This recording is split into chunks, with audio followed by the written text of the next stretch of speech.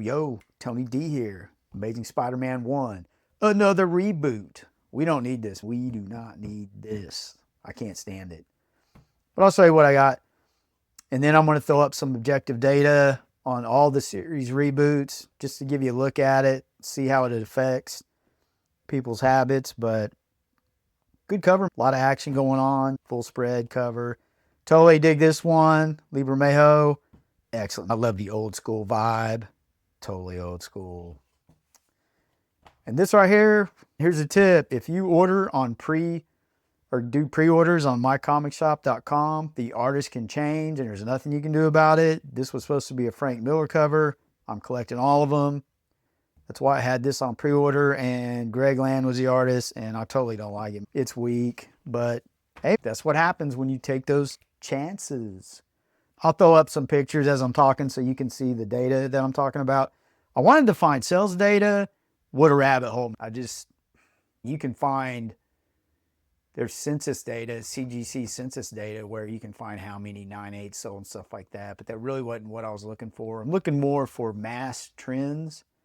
So maybe this will work because we don't need that. So the first series ran from 1963 to 1997, went to 441 issues. In issue 1, there's 2 9/8s out there. You can get 38,000 for a 9/8. But that's like regular stuff. That's normal. That's really what grading is for me. There's just very few 9/6s and 9/4s. But that's one of those things where you get down where they'll be grading like a 5 and it'll go for a good chunk of money. So here's where we get into the rebooting. It started in 1999. Oh, go figure. The 90s, right? Okay.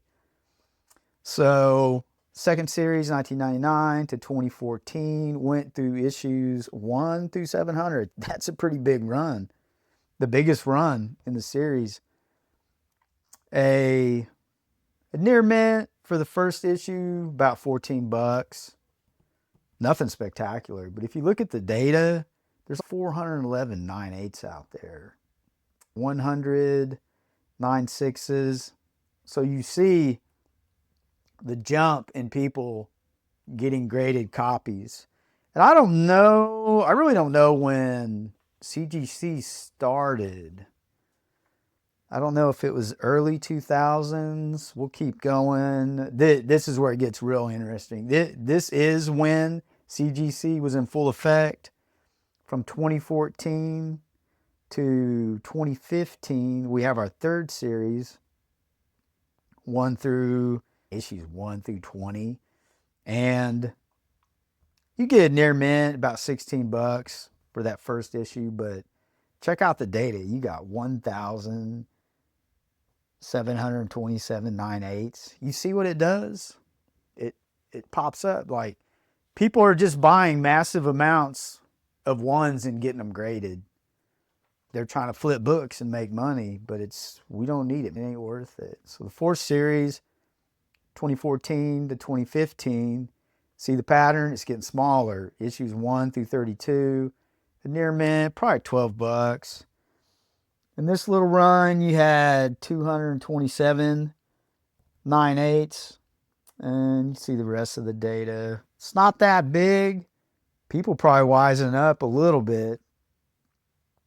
And then the fifth series, they went back to the legacy numbering, 2017 to 2018, but this didn't last long. It went from issues 789 to 801, and there's only 43 9/8. So you see there, the numbers aren't there. You get a near mint, $10.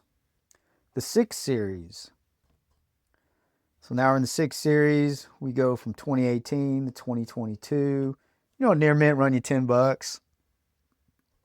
There was issues 1 through 93. So you had 93 issues. You see the 9/8s up to 416. Not the greatest of numbers, but it's like people are getting wise to it. The flipping ain't there. I bet a bunch of people got burnt in them other series. So now we're to the series everybody loves. It's 7 series. Had 70 issues. Went from 2022 to 2025. You know what near mint? Get you $10, but your 9/8 are about 329. There's a lot. The signature series boosts it up,